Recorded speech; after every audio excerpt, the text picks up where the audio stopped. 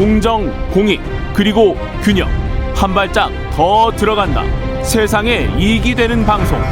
최경영의 최강시사.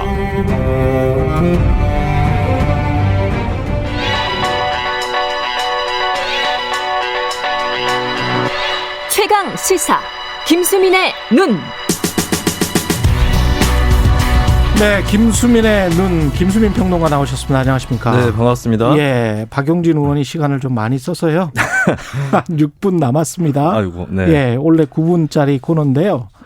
대선 레이스 이야기 갖고 나오셨네요. 네, 예. 이번 주에 발표되는 양자 대결 조사들 몇 개 있었는데 7월 10일부터 11일까지 아시아경제의뢰로 윈지코리아 컨설팅이 실시한 여론조사도 있고 예. 12일부터 14일까지 MBN과 RN서치가 실시한 여론조사도 있는데 예. 좀 요약을 해드리면 이낙연이 나가도 윤석열을 이길 수도 있고 또 이재명보다 본선 경쟁력이 더 강할 수도 있다.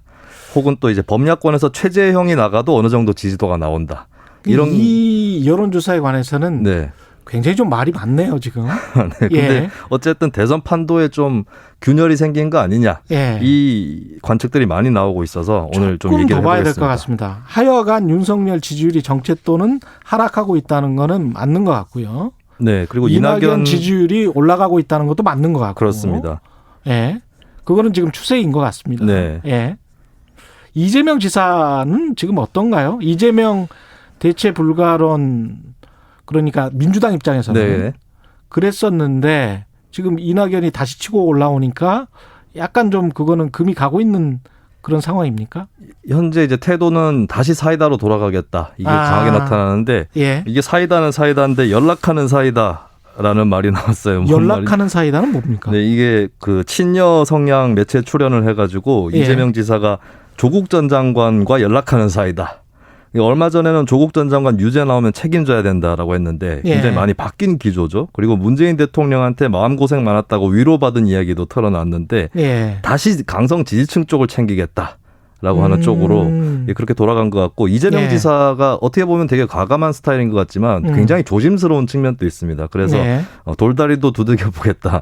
당 고정 지지층부터 다져야겠다고 생각을 한 것인데 이게 사실 외연 확장에는 불리한 행보거든요. 예. 근데 한편으로 반대편에 있는 윤 전 총장의 중도 확장성에 좀 지장이 생겼다. 이런 것 때문인지 조금 안심하고 좀 지지층 위주의 행보를 하는 것 같습니다. 그렇게 볼 수도 있겠네요. 예, 이낙연 전 대표는 지금 어떤 전략을 펴게 될까요? 이낙연 전 대표는 지지층하고 그 바깥하고 양쪽에서 상승 기미가 있다고 볼 수 있겠거든요. 근데 이재명 지사를 추월하기 직전까지 온 건 아니기 때문에 양쪽 지지를 다 잡아야 된다라고 하는. 양쪽 지지라면 어디예요? 그러니까 민주당 지지층하고 예. 그다음에 바깥쪽, 예. 외연 확장 쪽 이 두 가지를 다 잡아야 되는 건데 예.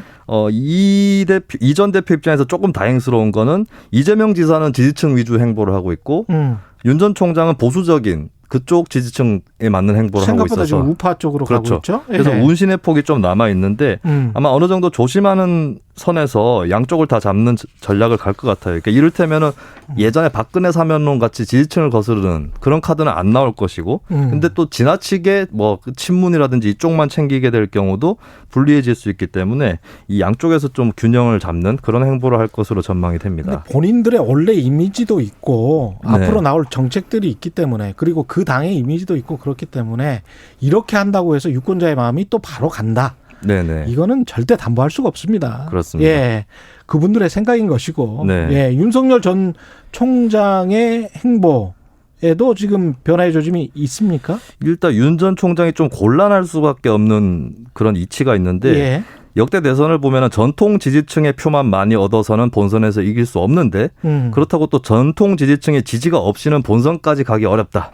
이 양쪽을 또 잡아야 된다라고 하는 게 있는 것이죠. 근데 최근에 좀 전통 지지층 위주의 행보를 하다 보니까 중도 진보 쪽으로 확장이 여의치 않다. 이 진단들은 대체로 나오고 있는데 근래 들어서서 진중권 작가라든지 최장집 교수, 그러니까 반민주당이면서도 진보 성향인 이런 인사들을 만난 것은 좀 방향 전환을 모색해 보겠다. 이런 신호로 볼 수는 있을 것 같아요. 근데 일단 윤 전 총장 입장에서는 전략적으로 좀 분명하게 해둬야 될 것이 지금 당장에 놓치면 안 되는 쪽하고 그다음에 지금은 좀 놓쳤다가 나중에 본선 막판에 다시 잡을 쪽 이쪽을 좀 분간할 필요가 있다. 그러니까 양손에 떡을 다 들 수는 없는 거거든요. 이 대중의 마음도 사실은 지지율이 높으면 네. 정권 교체를 바라는 사람들은 저 사람이 정권 교체를 해줄 것 같아. 그래가지고 더 몰리는 현상이 있을 것이고. 네네. 그렇죠. 정권 유지를 바라는 쪽에서는 또 지지율이 저쪽이 높으면 또 더 몰아주는 현상이 있을 것이고. 그래서 네. 이게 뭐라고 해야 되나요? 대중과의 마음싸움이라고 해야 되나? 네. 예. 근데 어쨌든 좌클릭, 우클릭을 배합을 하더라도 순서는 예. 있다. 이거를 각 주자들은 좀 명심을 해야 될 겁니다. 최재형 원장 쪽은 어때요? 지금 뭔가는 확실하게는 네. 보이지는 않죠. 근데 이제 국민의힘 입당을 네네. 했다는 거죠. 최재형 원장 쪽 홀가분할 수 있는 게 예. 아예 국민의힘에 입당을 해버렸기 때문에 중도 확장에 대해서도 모색을 해볼 수 있다. 나는 국민의힘이다. 예, 어차피 국민의힘이니까. 예. 근데 또 한편으로는 국민의힘 기성주자들하고 경쟁을 해야 되기 때문에 전통 지지층 위주의 행보를 의외로 또 할 수도 있다라고 하는 것이고. 근데 묘한 이치는 윤석열 전 총장이 최재형 원장이 이왕에 들어간 거 잘해줬으면 좋겠다고 생각할 수도 있습니다. 왜냐하면 최재형 원장이 떠버리면 윤석열 전 총장 지지율도 어느 정도는 하락할 수 있지만 예. 국민의힘 기성주자들은 더 큰 타격을 받을 수도 있다라고 하는 거거든요. 그렇죠. 네, 그래서 그런 묘한 이치가 작동하는 것이다. 윤석열 최재형 사실 관계가 당외 인사들한테 다 밀려버리면 네. 홍준표, 유승민, 원희룡 같은 경우는 좀 면목이 없죠. 체면이 안 서지. 그렇습니다. 예. 네. 그 여야 다 지금 논의되는 사람들 말고 3주자 네네. 여전히 가능성이 있습니까?